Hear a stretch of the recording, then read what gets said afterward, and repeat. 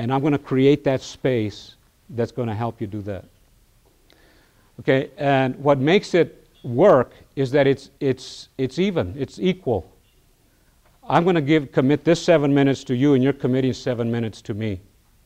So how do we, with our mentees, with each other, in our departments and so forth, how do we do this for each other? How do we create this sense of community with each other? How do we keep it a priority? It cannot be done ultimately, as somebody said so well, somebody over here, it cannot be done without risk and without some vulnerability. You cannot, let me put it this way, if our goal is to create unity from diversity, creating unity from diversity is a non-intellectual work. You can't create it intellectually. By that I don't mean that you can't, whatever knowledge we have and books we might read and information and models and theories, that's absolutely critical. But ultimately that's not enough, because creating unity from diversity is a communitarian relationship phenomenon. I could give you a talk on diversity, or I could ask you to interact, as you were saying. It's non-intellectual in that sense, and what's required, let's see, if we're going to communicate about science, we need the literacy that is implied on that, in that. If we're going to build from diversity, it requires emotional literacy. It's a feeling reality. We need to be able to understand the feeling part. We need to be able to understand our feelings, positive and negative. Okay, it's for perhaps we meet somebody, man, we really like them immediately. We meet somebody else and forget it. Talk about inclusion. You think I want to include so-and-so? Give me a break. This is real, okay?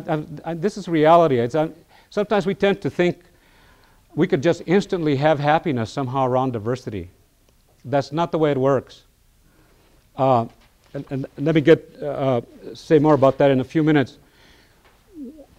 Certainly in this society, and I would venture to say, you know, I've done some world travel. What societies tend to do, societies tend to fragment people from each other. There's tension, there's conflict, there's bias, there's racism, you name it, sexism, etc., etc. That's conflict.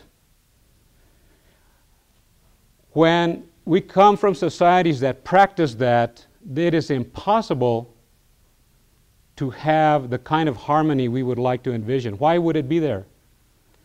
The problem is that we expect it to be there. That's the problem. Versus, what do we need to do to nourish the coming together? So it helps to expect the tension and to expect the conflict and figure out ways to deal with it, because there is no way it's not going to be there.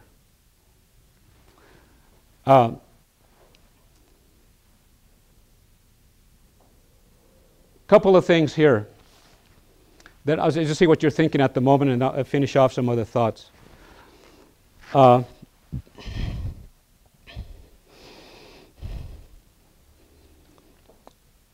again, I don't want to be naive. I just want to make a point about when we encounter another human being, and it doesn't make any difference. Perhaps there's similarities that we have in common with them, but nevertheless, sometimes if we encounter another human being that we feel we don't like, or they don't like us,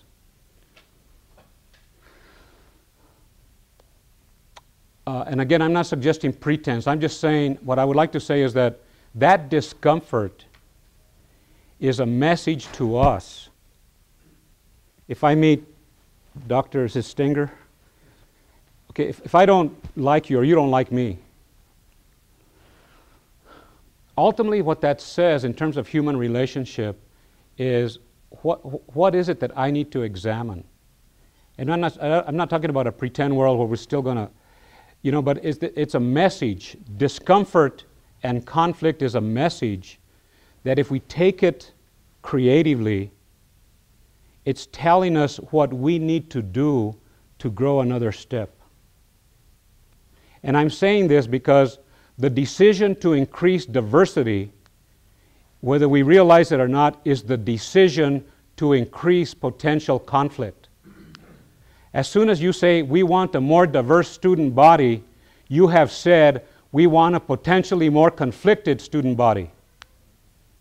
And if you don't know that, then you're going to be surprised when the conflict comes. So inclusion work is conflict resolution work. And I don't want to make it to seem like a real heavy. It's basically about the creative learning that comes from discomfort. And we all know that anytime you've had a breakthrough, I would bet, it had a lot of frustration connected with it until you broke through. That type of thing. That's what creative conflict is. So increasing diversity in a world that separates us from each other is going to create tension. How we manage that tension is going to determine the quality of community that we build. What I'm talking, I like to conceptualize what I'm talking about in terms of what I call reciprocal outreach. Again, I'm going to try to keep it hooked, connected here. How do we reach out to others to include them? The reciprocal part is this. I'm going to ask you to come to my campus, but in my mind, I'm going to go to you. You're here in my office, in my campus, but in my mind, I've gone to you. And at some point, I'll go out into the community.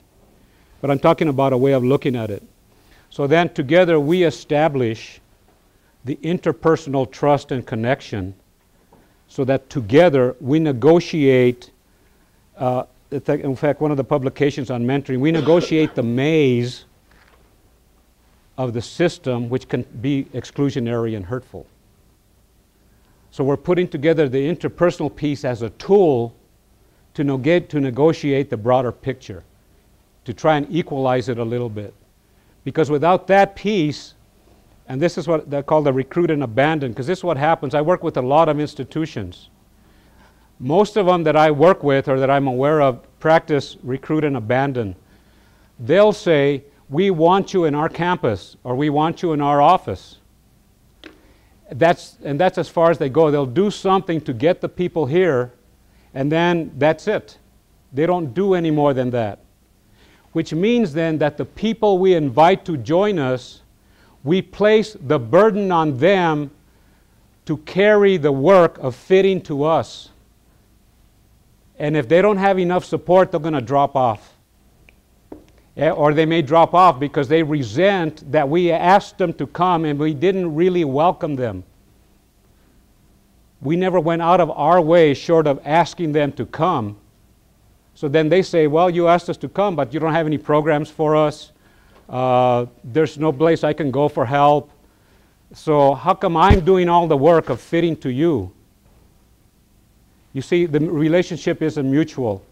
Recruit and nourish, of course, is the opposite. Is we want you to be here and we will nourish your participation. We will nourish your staying here. And if you don't stay here, we're going to take responsibility at some level that you decided not to stay here. And here I'm not saying that, people are going to do what they need to do. And sometimes we've all had the experience, you do everything within your power and it's still not enough. Those things happen. But we can mitigate a lot of that if we think about how to include others.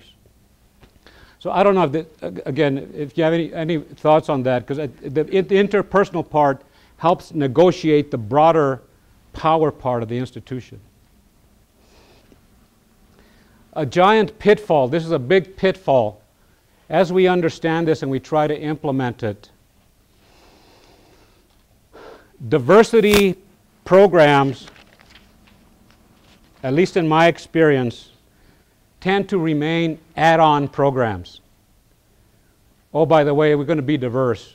After we do everything, say, well, maybe we should be more inclusive. It's like an afterthought. There's many reasons, some of which we've touched on here, why it tends to be an afterthought.